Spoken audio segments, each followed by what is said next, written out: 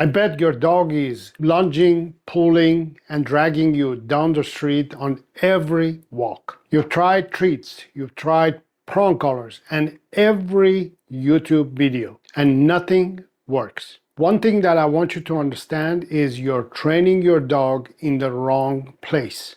The real fix doesn't start on the walks. It starts even before you clip the leash on your dog's collar or harness. It starts at home. Hello dog lover, my name is Sarah. I'm a dog trainer, also coach dog owners, and I've helped hundreds of dog owners to stop dog reactivity without food bribes, harsh corrections, and fancy tools. And today I'm going to show you one place that most dog trainers ignore, which is your home, and the 4 steps that turn this into your dog's calm zone so the walks become easy again. So here's what's happening every time you go for a walk. Every time your dog explodes, you say, I need better leash skills or better leash control over my dog, or I need better treats, or even worse, I may need to use an e-collar or a shock collar. But here's one thing that most dog trainers won't tell you. If your dog is anxious,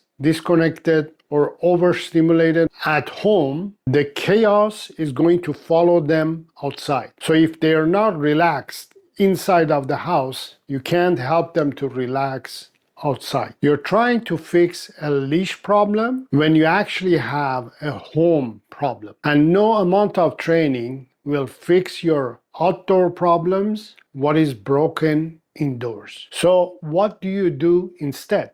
So you rebuild the foundation. You go back to beginning and start building the foundation, which you start building the foundation at home. This is where your dog spends 90% of their time. This is where trust, connection, and calmness is built. Get this right and the walks start fixing itself. So here's what you do. You create a 10-minute session of calmness and peace and quietness every day. No treats, no commands, no talking. Just sit quietly with your dog in a quiet room and let them settle down. So what I want you to do is teach your dog what calm actually means. So this is a great exercise. Not many dog owners they do, especially if you have a reactive, anxious dog. This is what you have to do. You have to teach your dog what calmness is. What does it feel like? What does it mean? What do you mean when you say calm down? You may say, my dog is calm as a cucumber at home. No problems. But if you have a reactive dog, I bet you that that dog is not finding calmness inside of the house. A reactive dog is always on a fight or flight mode. They're not relaxed. They may look relaxed, but internally they're not relaxed. And one of the ways that you can teach them to relax and be calm is actually show them what calmness is. So spend some time to just physically show what calmness is. So I'm talking now, but I will spend 10 minutes, 15 minutes, just no talking, just hanging out with my dog and just let it understand what calmness feels like. Internally, I'm calm, relaxed. I'm not thinking about anything. I have zoned out and I'm just chilling with my dog. And I'm being a great example for my dog to understand what calmness and relaxation is. We're not training obedience now. We're just rewiring your dog's nervous system. This helps to rebuild the foundation for the nervous system and creates emotional regulation. If they can't calm down inside of the house with you, they will never get calm when they're outside experiencing the triggers. That's why we start here. So the second thing that you're going to start doing is you're going to start creating predictable structure throughout your dog's life. Reactive dogs are anxious dogs. And anxiety, it thrives on chaos. When your dog doesn't know when they're gonna eat, when they're gonna walk, when they're gonna play, when they're gonna rest, their brain starts staying in a survival mode. So create a routine. Same feeding time, same walking time, same sleeping time, same play time. So when your dog knows what to expect, they stop looking for triggers. They start relaxing because you have become the source of clarity for them. And that's what leadership is. Not obedience, not ordering things around, not giving commands, but predictability. Your dog needs to know, okay, my owner has got this. I don't have to figure everything out. And your dog says, finally, I can relax. That's exactly what structure does to your dog. To make this even better, I have created a formula which you're providing your dog's daily 5 essential needs, which are exercise, training, socialization, care, and affection. And you provide them in that order. To learn more, you can refer to the video link that I have in the description below. So start connecting with your dog using play. You're not commanding to your dog, you're not teaching still, you're not training your dog, you're not teaching obedience to your dog, you're just playing with your dog. And play builds trust, connection, and also it builds communication, bond.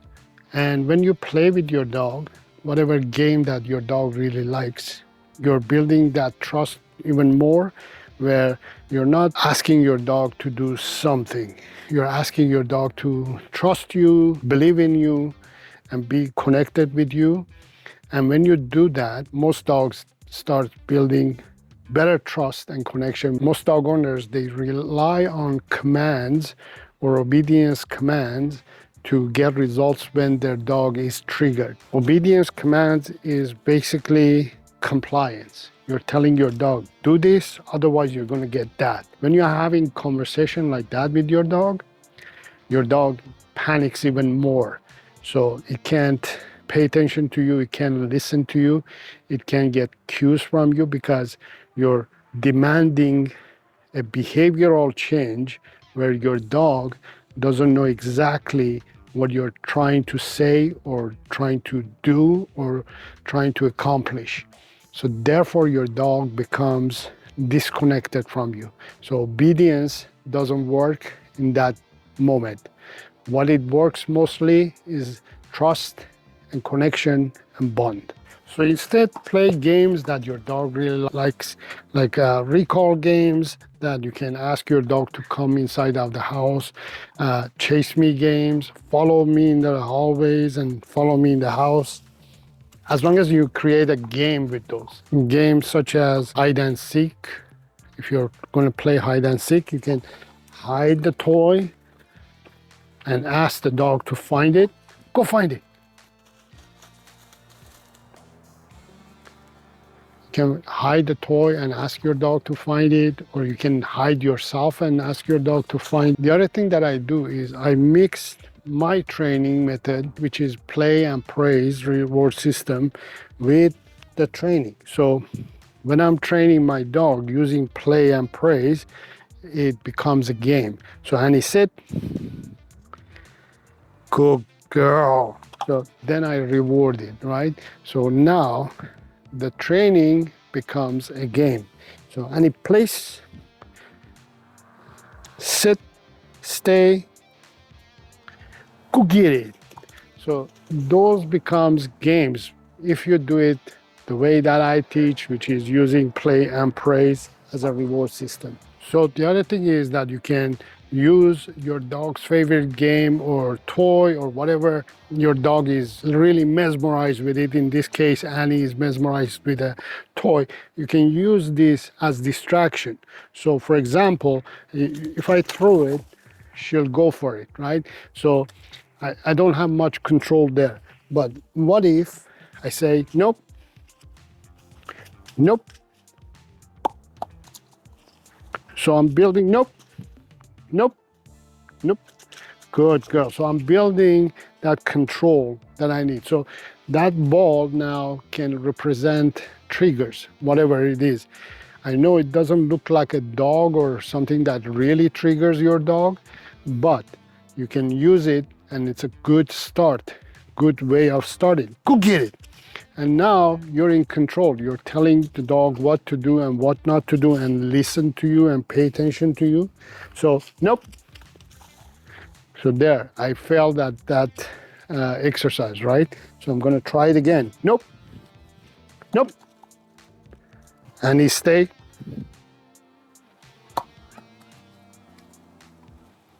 Go get it. So games like that can also start building that foundation that you need in future to deal with the real scenarios or real triggers that your dog is dealing with. So the fourth thing that you're gonna do is you're gonna start introducing minor triggers to your dog at home.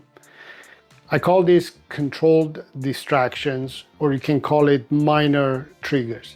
So if your dog is reactive to people walking by your window, you introduce the trigger and you see if your dog is able to turn off and pay attention to you and listen to you. Practice, for example, in your driveway. See if your dog is paying attention to you or the triggers. Or start in your front door and let your dog see people pass by and see if you can control it. So this is the key. You do this before you get to level 5. Level 1 is in your home, level 2 is the backyard, level 3 is the front yard, level 4 is street, level 5 is the parks or other areas.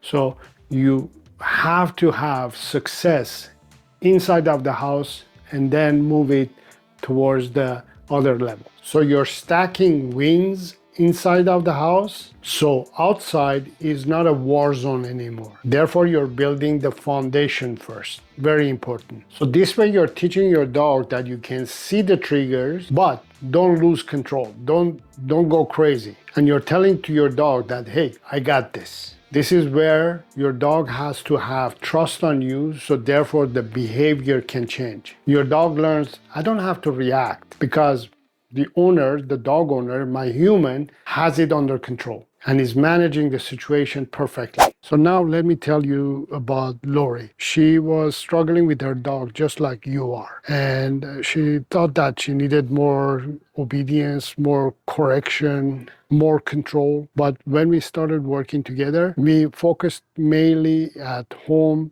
working on building trust, connection, engaging games, structure, overall calmness training, and building a solid bond with the dog. And then something clicked, both in Lori and also in the dog. Within a few weeks, her dog started walking calmly, checking in with her during the walks, staying relaxed when seeing the triggers without using treats, no tools, and we just work on the connection. And that's what happens when you fix the foundation first.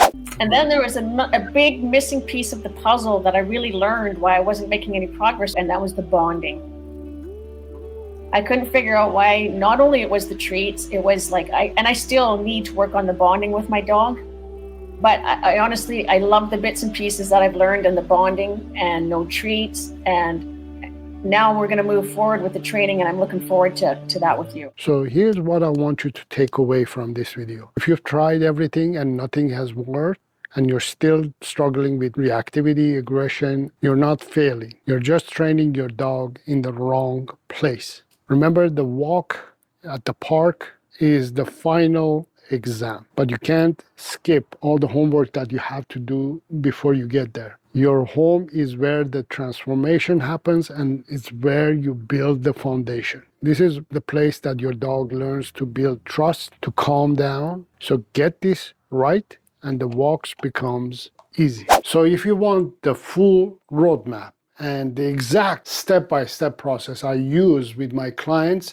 to rebuild reactive dogs from the ground up, I teach all of these inside of my online program. You'll get coaching, proven framework, and community of dog owners who've been exactly where you are. The link is in the description below. So start where actually it matters, which is at home, and let's transform your dog together. If you enjoyed this video, give it a thumbs up, share, and until next time, have fun with your dog.